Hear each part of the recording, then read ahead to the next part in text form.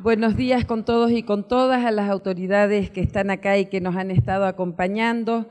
Para mí es una experiencia bien interesante venir. Generalmente los asambleístas de provincia tenemos que estar regresando siempre a nuestras provincias. Yo soy de Bahía de Caracas, acabamos de pasar un terremoto y sentimos la solidaridad de todo el país, la solidaridad que se manifestó desde los gobiernos autónomos descentralizados, la gente que nos llevó cosas, las oraciones de las personas que creen, la fuerza espiritual que nos mandaron de todo el país y de todo el mundo, y creo que ha sido una experiencia que ahora nos impone más que nunca tener esa participación ciudadana.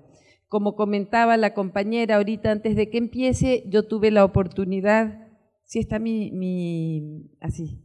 Yo tuve la oportunidad de estar en la Asamblea Constituyente y también en ese periodo de transición en la Comisión de Participación Ciudadana, y en el primer periodo de la Asamblea Nacional estuve en la Comisión de Participación Ciudadana cuando elaboramos esta ley.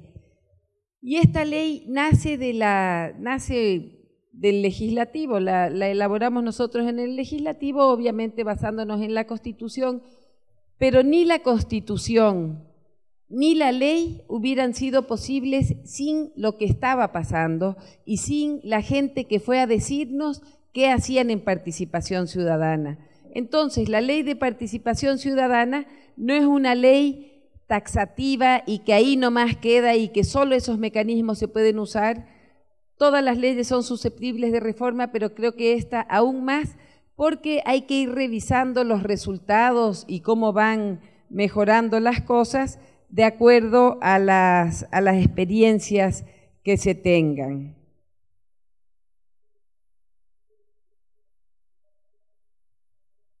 Nosotros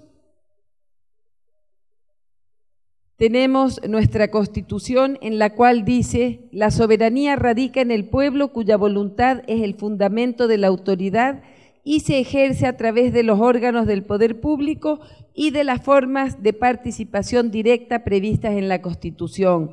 Es decir, nuestra participación es importantísima como ciudadanía porque la democracia no es solamente, como decía hace unos momentos el compañero del Consejo Electoral, no es solo ir a votar, sino que la participación ciudadana y la democracia la ejercemos nosotros de múltiples maneras. Una vez que escogemos a nuestras autoridades, no acabamos con nuestro deber. A veces uno dice, bueno, yo ya voté, ya me libré y ahí queda.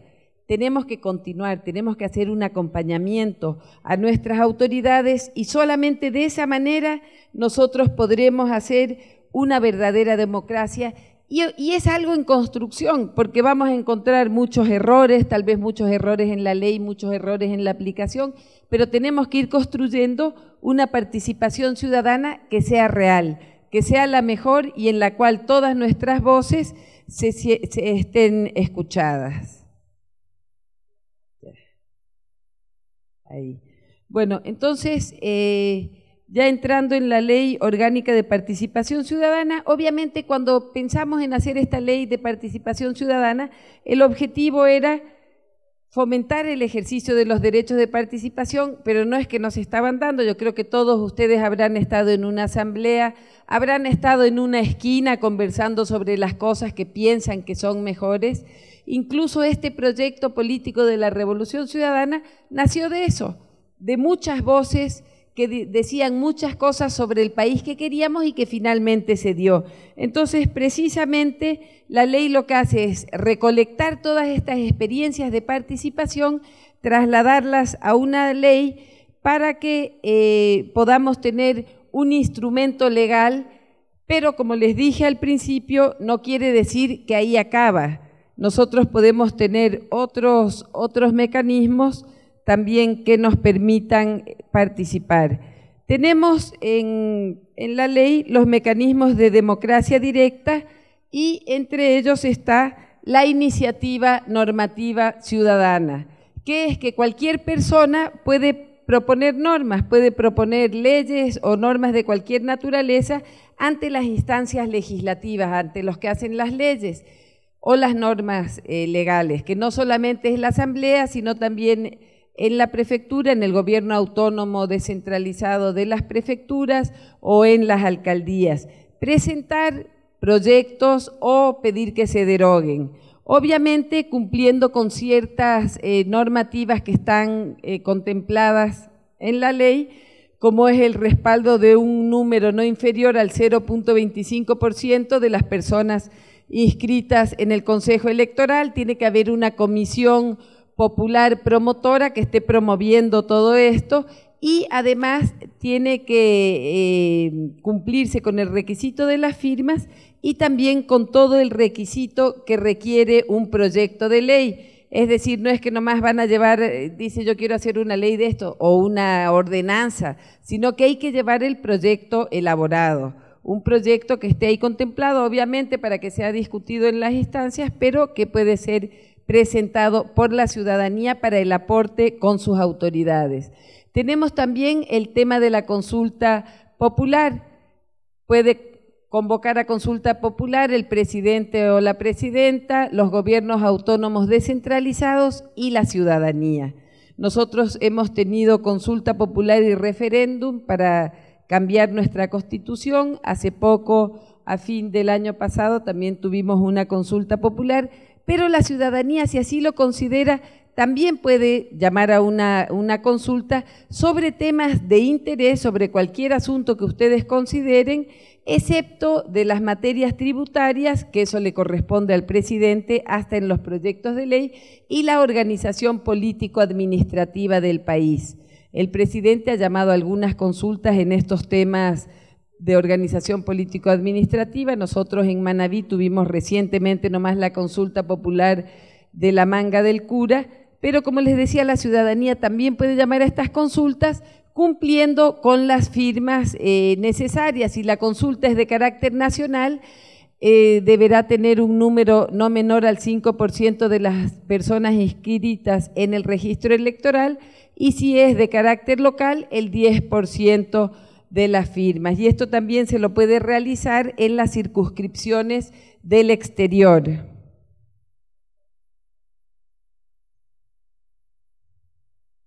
Otro tema es el tema de la revocatoria del mandato.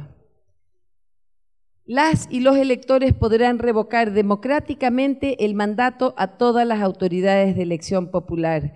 De la misma forma como nosotros les damos el voto para que lleguen nuestras autoridades, como me dieron el voto a mí para estar en la Asamblea, de esa misma forma la ciudadanía puede revocar el mandato de todas las autoridades de elección popular, de las juntas parroquiales, de los alcaldes, las alcaldesas, concejales, concejalas, prefecto, prefecta. También pueden hacer una revocatoria del mandato. En este tema de la revocatoria del mandato es algo importante porque tiene que ser en un momento en que la ciudadanía vea que no se está cumpliendo el programa de gobierno, que en realidad las aspiraciones que se tenían no van a ser cumplidas.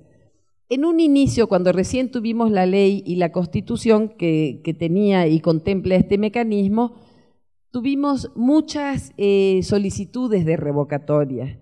Fue, creo yo, no sé si acá en la provincia haya sido lo mismo, pero allá en Manabí tuvimos en una serie de municipios que pedían la revocatoria del mandato. Y sin deslegitimar esto, se vio que se pedía revocatoria de pronto porque yo había sido candidata a alcaldesa y como no gané, le pedía la revocatoria al alcalde o a la alcaldesa que había ganado. Entonces se notaron ciertas inconsistencias en el sistema y ahora para solicitar la revocatoria se pide que sea motivada. O sea, si yo voy a pedir la revocatoria de mi autoridad, tengo que decir por qué. Porque no está cumpliendo el plan, porque nos ofreció que en el primer año iba a concluir, por ejemplo, la dotación de agua potable. Tienen que ser metas reales que hayan propuesto las autoridades y que verdaderamente no estén cumpliendo. Entonces, ahí la ciudadanía puede agruparse nuevamente y solicitar una revocatoria del mandato siempre que haya pasado un año del periodo para que por lo menos uno haya tenido tiempo de hacer algo o de demostrar que hay un camino que uno está recorriendo y antes del último año de participación, del periodo, perdón. Luego tenemos el tema de las organizaciones sociales. En esta ley, y un poco esa es la idea de la participación, es la asociatividad, el lograr que los seres humanos no caminemos solos y pensando nomás como individuos, sino que lo hagamos agrupados, que lo hagamos de manera conjunta. Entonces, en esta ley nosotros tenemos el tema de las organizaciones sociales, y en la misma se reconocen todas las formas de organización, cooperativismo y asociatividad que impulse la ciudadanía. Todas estas dinámicas asociativas también tienen que garantizar la democracia interna, porque también podemos hacer una organización, yo hago una organización para mí, para quedarme para siempre. Yo creo que a veces sí conocemos en nuestras localidades organizaciones en las cuales la presidenta o el presidente ha estado 20 años y aunque no hace nada, ahí sigue presidiendo. Entonces, para poder reconocer, para poder participar efectivamente, estas organizaciones sociales deben garantizar eso, la democracia interna, la alternabilidad de los dirigentes, el respeto a los derechos, y está garantizada por completo la libre asociación.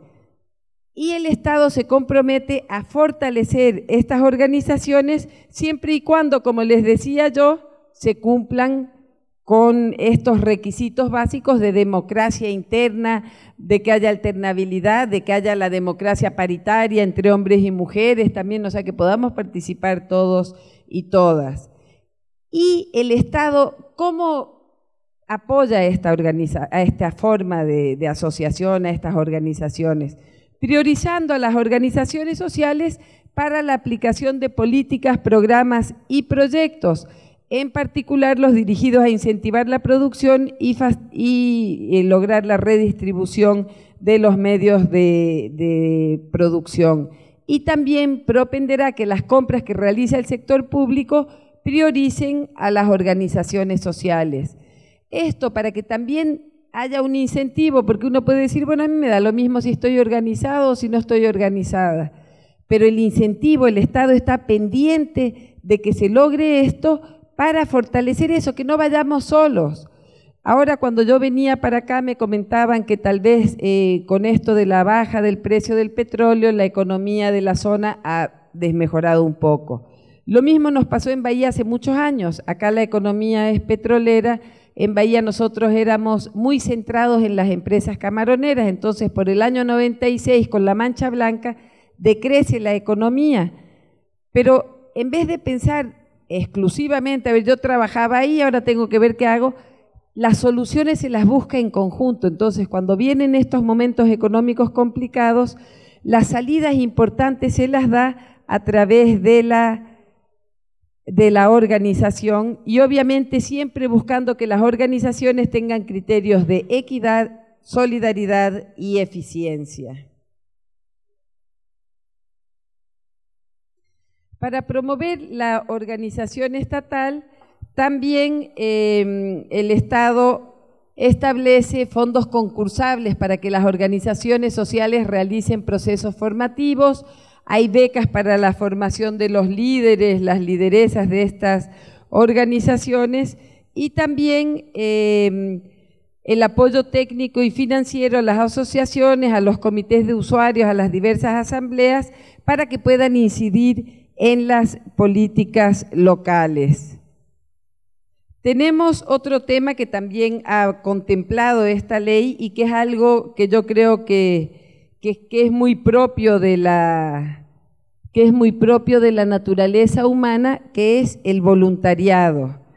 El voluntariado es esa forma de servir, esas ganas que tenemos muchas veces los seres humanos de servir a nuestra comunidad, de ayudar en diversas situaciones, pero ahora lo que se ha hecho en la ley y en la Constitución es garantizar las formas de voluntariado como acuerdos con las autoridades para participar de manera voluntaria y solidaria en la ejecución de programas, proyectos y obra pública. Pero estas actividades deben ser visibilizadas, obviamente, por la sociedad, pero también tener un cuidado, que no se convierte el voluntariado en una forma de precarización del trabajo. También en la historia de nuestro país muchas veces vimos que a título de voluntarios, yo decía voy a hacer una organización de voluntarios y tenía secretaria para mí, tenía gente trabajando para mí, les daba algo por ser voluntarios entre comillas y en realidad lo que estaba haciendo era quitarles la posibilidad de acceder a un mercado laboral justo. Entonces, el voluntariado tiene que ser explícitamente un trabajo voluntario, yo lo voy a hacer, no voy a tener una relación de dependencia laboral y además tiene que realizarse en convenios con el Estado, en convenio con asociaciones, con fines específicos. Entonces, como les decía, ahí lo que tiene que haber es un fortalecimiento de los derechos y nunca un retroceso en los derechos. También para el tema de la participación ciudadana se ha contemplado la formación. La ciudadanía en general le gusta acceder a la formación, irse preparando, ser cada vez mejores y para eso el Estado deberá hacer campañas informativas en medios de comunicación y en medios alternativos también, inclusión de los contenidos de la Constitución en las mallas curriculares, es decir, que en el colegio nos enseñen. En este tema de la Constitución, creo que la Constitución que hicimos en el 2008 ha sido una de las constituciones más discutidas, una de las constituciones que más debate ciudadano produjo. Esa Constitución se la escribió con la gente que fue a Montecristi, no es que la hicimos nosotros los asambleístas. Fue impresionante ver allá en Montecristi la cantidad de personas que iban diariamente, cómo nuestras mesas de trabajo estaban llenas de personas comentando lo que querían que vaya. Y en muchos casos las personas luego, cuando fue redactada la Constitución, recordaban que estuvieron en la redacción de tal artículo, en esta parte. Es decir, es una Constitución que fue hecha con el corazón de la ciudadanía ecuatoriana. Y no solo personas adultas, vinieron desde niños, niñas, que ahorita ya son grandes y me los sigo encontrando, estuvieron ahí redactando la Constitución. Y esa es parte de la esencia que nosotros tenemos, entonces por eso también se piensa enseñar ya a los niños, a las niñas, adolescentes a conocer lo que hay en la Constitución, formación también ciudadana a través de redes de educación popular y la difusión de la memoria histórica y las tradiciones, que yo creo que eso también se le ha dado fortaleza. Las tradiciones son esas fiestas que a veces tenemos también en nuestros lugares de origen, las formas de trabajar, la forma de arte que tienen en los determinados lugares, el arte culinario, todas esas cosas, irlas fomentando y preparando a las personas. Y en este sentido también la Asamblea Nacional ha permanecido en esto de la formación ciudadana, con campañas, nos acercamos los asambleístas a la ciudadanía a veces a contar las leyes que estamos haciendo, cuando ya están las leyes a contarles cómo las mismas funcionan, para que la ciudadanía pueda tener un conocimiento básico, digamos así, de las leyes que se van trabajando. Y también en la asamblea se hace una participación ciudadana, es decir, si la gente quiere ir a la asamblea, puede ir a la asamblea a comentar las leyes. Si las personas quieren a veces conectarse por medios electrónicos y hay las posibilidades en las provincias, también así se lo hace en las casas legislativas, porque se ve a la función legislativa, a la función de hacer las leyes, no solo para las personas que estamos ahí, no solo para asambleístas, sino que las podamos hacer en conjunto, porque las leyes tienen que ser el producto de la gente, de las necesidades que hay en los diversos lugares. Luego tenemos establecido la participación en los diferentes niveles de gobierno. Tenemos el Consejo Nacional de Participación, que es un espacio de consulta y diálogo permanente entre el Estado y la ciudadanía, entre el Estado central, entre el gran país, pensando esos proyectos que nosotros podemos tener como país. Luego tenemos los Consejos Nacionales para la Igualdad. Estos Consejos Nacionales para la Igualdad son parte de la función ejecutiva, pero están conformadas de forma paritaria, por eso cuando se hizo la ley se dijo, bueno, pongámoslos en la ley de participación porque igual la ciudadanía está presente en estos Consejos Nacionales para la Igualdad. Mitad de representantes de la función ejecutiva y mitad de la ciudadanía. Y deben las personas que conforman estos consejos nacionales para la igualdad asegurar el cumplimiento de las obligaciones de garantía de los derechos reconocidos por la Constitución para los diversos grupos, para los grupos, para todo el tema de género, para todo el tema de edad, las personas migrantes, las personas con discapacidad, los pueblos y nacionalidades. Que logremos efectivamente construir un país que sea igualitario, un país que sea equitativo. Tenemos también los consejos sectoriales, que son instancias sectoriales de diálogo, de deliberación, y estos consejos sectoriales son los que se hacen para establecer conversación con los ministerios y lograr la aplicación de las políticas públicas de acuerdo a las necesidades ciudadanas.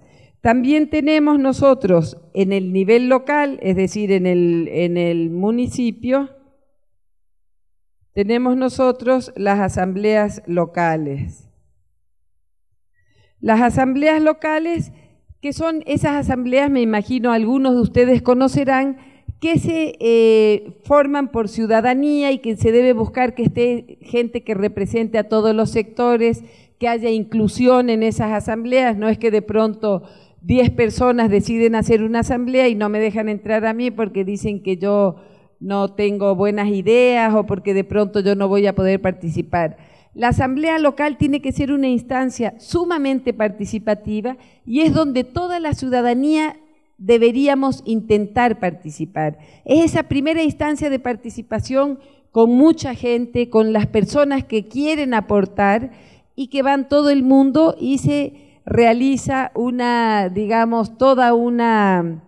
las ponencias de las prioridades que hay. De estas asambleas locales se forman los consejos locales del buen vivir. En estos consejos locales del buen vivir estarán ya con las autoridades electas. En esta primera instancia es solo la ciudadanía. Nos reunimos para decir lo que queremos, de aquí sacamos un grupo de la asamblea para que conformen los consejos locales del buen vivir, en el cual ya estarán nuestras autoridades electas de los gobiernos autónomos descentralizados y podrán ya ir estableciendo las necesidades y todo para llegar al Consejo Local de Planificación, donde los delegados de acá de los consejos del buen vivir llegan ya con las ideas para elaborar una planificación en conjunto con sus autoridades. Es decir, acá hay la oportunidad, porque antes cuando hablábamos de participación ciudadana formal, solamente era estar viendo si la información era pública, si de pronto me daban algo que yo pedía. Ahorita ya nos permite estar en la planificación con nuestras autoridades para poder estar desde el momento inicial participando. Creo que me fui de retro. Tenemos algunos mecanismos de participación ciudadana. Entre ellos está el presupuesto participativo.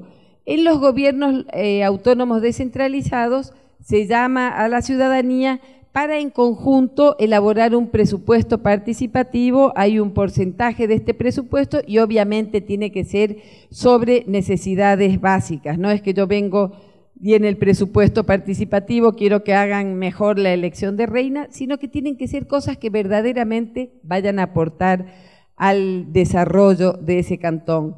Luego están las audiencias públicas o los cabildos populares. Las audiencias públicas es cuando a veces el alcalde, la alcaldesa decide ir a los diferentes lugares o recibir a la gente en su oficina, como en comisión, viene una comisión, quieren comentar algo, hay ciertos municipios donde se lo hacen determinados días, hay otros municipios donde las autoridades van a las comunidades, a los barrios, y hacen estas audiencias públicas o estos cabildos populares.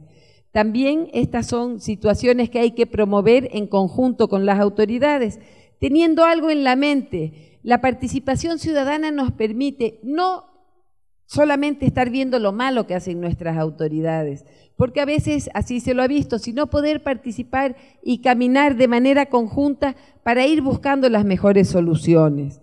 Luego tenemos la silla vacía, que creo que ha sido una innovación también que hubo en la Constitución. La silla vacía es en el imaginario el que haya una silla vacía en el consejo del municipio o en el consejo provincial o en la junta parroquial, para que la ciudadanía pueda ir a sentarse y hasta votar ahí. Para que se pueda participar en esta silla vacía, obviamente hay que solicitar en el gobierno autónomo descentralizado, de acuerdo al tema que se está presentando, y de esa forma poder tener esa participación que, como les digo, es importante porque permite que la ciudadanía esté ahí con los temas que se van a tratar en ese gobierno autónomo. Luego tenemos los mecanismos de control social. Y acá nuevamente lo que les he venido reiterando, los mecanismos de control social nos permiten acompañar a las autoridades. No solamente cuando ya la cosa está hecha, digámoslo en algo práctico, están haciendo una vereda en mi casa, entonces yo ya me espero a que esté mal hecha y denuncio, está mal hecha. Pero mejor es, si vemos que en nuestra comunidad de pronto están haciendo una obra que no está bien hecha, poderlo acompañar desde el principio. No solamente cuando están haciendo la obra, sino acompañar a nuestras autoridades a decir, esta es la obra que necesitamos, que las autoridades presten oído y estar desde el inicio con esas veedurías que no buscan crucificar a las autoridades, sino que lo que buscan es un acompañamiento. ¿Y para qué es el acompañamiento? En primer lugar, porque fueron resultado de un proceso eleccionario, haya votado yo o no por esa autoridad, ahí está, y hay que lograr los mejores resultados. Y en segundo lugar, para que tengamos las obras, para que veamos nuestras necesidades cubiertas. En este sentido tenemos las veedurías y observatorios, y nosotros en la Asamblea hemos tenido también observatorios que nos han acompañado. Tenemos un observatorio legislativo, es una institución que no tiene nada que ver con la Asamblea, que está permanentemente está mirando las redes sociales, está mirando qué hacemos los asambleístas, las asambleístas, para conocer e informar y acompañar también. También hay las veedurías, hay la participación de la ciudadanía cuando estamos haciendo las leyes, también están ahí permanentemente presentes. Entonces, estas veedurías y observatorios son modalidades de control social de la gestión de lo público y seguimiento de las actividades que realizan las autoridades electas. Obviamente, para hacer una veeduría, para hacer un observatorio, no es que como yo soy opositor, ahora voy y me meto para estar ahí fregando. No tienen que haber conflictos de intereses ahí. O sea, no es que yo soy de otro partido y ahí ya van a ver lo que les voy a hacer en la veeduría o en el observatorio, sino que tiene que ser una veeduría que sea organizada sin estos sesgos. Entonces no puede haber el conflicto de intereses, y los pronunciamientos que hagan deben darse con información veraz y fundamentada. Tenemos otra norma que habla del libre acceso a la información pública. Este es un mecanismo para ejercer la participación ciudadana y el control social por parte de la ciudadanía, y la obligatoriedad de la rendición de cuentas por parte del sector público. Cada año las autoridades hacen una rendición de cuentas ante el Consejo de Participación Ciudadana y ante la ciudadanía. Nosotros en la Asamblea lo hacemos así, pero no solamente es esa rendición de cuentas. Cuando hablamos en los medios de comunicación, cuando subimos la información a nuestro blog o a nuestra página web, al Facebook, cuando vamos a las provincias y nos preguntan qué hemos hecho o qué pasa, esas son formas de rendición de cuentas. Es decir, tiene que haber esa libertad de podernos preguntar, esa información es pública. Lo que yo hago en la Asamblea no puede ser un secreto solo para mí, es para todos. Y esas son las rendiciones de cuentas permanentes que permiten que nosotros vayamos teniendo ese contacto con la ciudadanía. Y como les decía, en el tema de la revocatoria del mandato, Hubo un momento en el cual hubo demasiadas solicitudes de revocatoria, se vio a veces el afán del revanchismo, no sabían muy bien por qué era, ahí estamos firmando, pero no sé muy bien por qué es que le estamos pidiendo la revocatoria, y lo que se hizo es pedir que sea fundamentada, es decir, yo digo, voy a revocar el mandato, pero tengo que decir por qué le voy a revocar el mandato a la autoridad, y también se organizó el tema de la recolección de firmas. Si es una circunscripción pequeña de pocos electores, tiene un porcentaje mayor de firmas y llega hasta el 10% para las circunscripciones de más de 300.000 electores, porque siempre se considera que la circunscripción más pequeña, de una u otra forma, nos conocemos más. A veces hay, no necesariamente es así, pero esa fue la consideración, y de que entre pocos es más fácil recoger las firmas, entonces por eso se hizo esto. Para el presidente de la República permanece que tiene que ser no menos del 15%. Creo que hemos trabajado en todo este tema de la participación ciudadana. La Asamblea llega a los territorios con diversas formas, como les digo yo, con socializaciones de leyes, hay el bus interactivo donde también los estudiantes, las estudiantes pueden mirar cómo hacemos de una forma más lúdica, hay las rendiciones de cuentas permanentes en los medios electrónicos, se puede llegar a la Asamblea con propuestas y queremos seguir fortaleciendo este tema de la participación ciudadana. Por eso me pareció importante este taller que se está haciendo, no solamente para contar lo que hay en la ley, que como les digo es lo que ustedes siempre han hecho, sino también para poder nosotros ir mejorando esta ley, irle poniendo cosas más fuertes, fortalecerla un poco más o ir conociendo qué es lo que pasó desde el momento que hicimos la ley y cómo ha ido generándose la participación ciudadana. Muchas gracias por su atención.